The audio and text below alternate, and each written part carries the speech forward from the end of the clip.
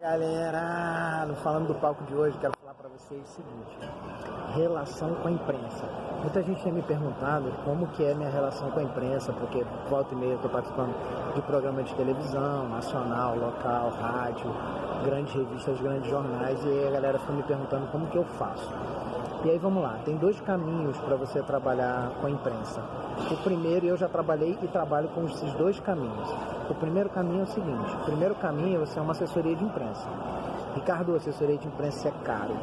Sim, é caro, mas eu vou te dar o caminho que eu fiz no começo. E então, antes disso, eu vou te falar de dois viés da assessoria de imprensa.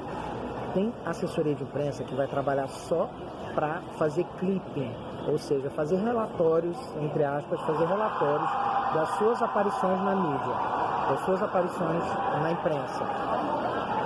E quando você tem essas aparições na imprensa, é porque você já é famoso, ou você já tem uma demanda por imprensa. Então, esse tipo de assessoria, para você que é palestrante novo, que está atrás de se posicionar na imprensa, não é legal. Você precisa de uma assessoria que seja ativa. Ricardo, o que é uma assessoria de imprensa ativa? É a assessoria que vai cavar espaço para você nas mídias, no jornal, revista, televisão. Tá? Quando eu comecei, assim como muitos de vocês estão começando, pagar 3, 4, 5 mil reais para uma assessoria de imprensa não é fácil, é pesado, não é todo mundo que tem condições de pagar isso. E eu também não tinha. A minha solução alternativa, a minha estratégia de mercado foi pegar uma estagiária. Eu peguei uma pessoa que era estudante de jornalismo, eu não me lembro se ela era estudante ou se ela era recém-formada em jornalismo, que vem a ser hoje a minha assessora de imprensa desde essa época, a Luísa Medeiros. Quem quiser procurar sobre ela aí no Instagram é @comunicame, é o Instagram dela.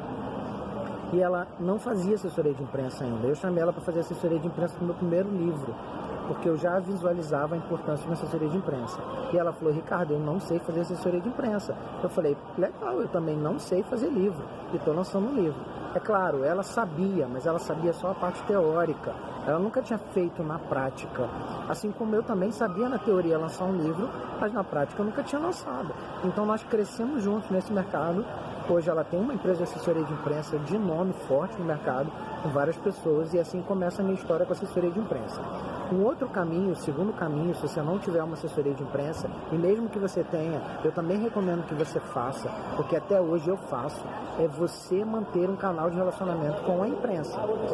Ou seja, fazer network com jornalistas, principalmente com os produtores. O caminho natural, intuitivo, é que a gente vá em busca dos apresentadores.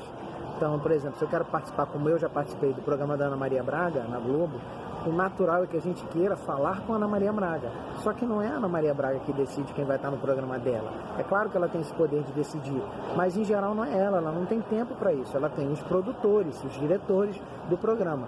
O caminho mais fácil para você conseguir uma aparição num programa de televisão nacional ou local são os produtores. Então, como que você vai fazer isso? Você vai entrar em contato e fazer network, fazer parceria, fazer amizade, relacionamento com esses produtores. E o melhor caminho para você fazer criar um relacionamento com um produtor ou com um jornalista é facilitando a vida dele. Como que você facilita a vida de um jornalista? Se oferecendo como pauta e dando dicas também de pauta. Então, se você é meu caso, sou especialista, minhas palestras sempre foram sobre empreendedorismo e atualmente eu falo sobre palestras porque eu tenho uma formação para palestrantes. Então, atualmente, e desde aquela época quando eu comecei como palestrante, eu me coloco como fonte para matérias que tenha como assunto empreendedorismo ou comunicação ou palestras. Eu me coloco como fonte. Então, além de me colocar como fonte, eu indico matérias que estão em alta. Então, eu estou lá, faço uma pesquisa na internet toda semana e encontro que está em alta falar sobre comunicação eficaz, por exemplo. Eu vou lá e falo para eles: olha, está em alta. Vários jornais e emissoras do mundo estão abordando, ou no Brasil, assuntos de pauta de comunicação eficaz. Então, olha, eu tenho uma pauta muito bacana para falar sobre esse assunto. Se vocês precisarem de um especialista para falar sobre esse assunto, contem comigo. E aí você cria relacionamento com a imprensa. Semana passada eu fiz um Falando do Palco, que eu gravei do mesmo local onde eu tinha ido gravar uma matéria para uma TV local, São Luís no Maranhão, afiliada da Globo. sobre empreendedorismo, renda extra através do empreendedorismo. Quem me procurou? A produtora. Por que a produtora me procurou? Porque eu criei ao longo dos anos um relacionamento com essa produtora, sempre me colocando como fonte.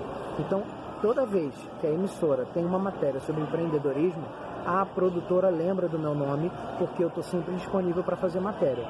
E aí eu viro minha agenda do lado do avesso para estar disponível para a matéria quando eles precisam de mim.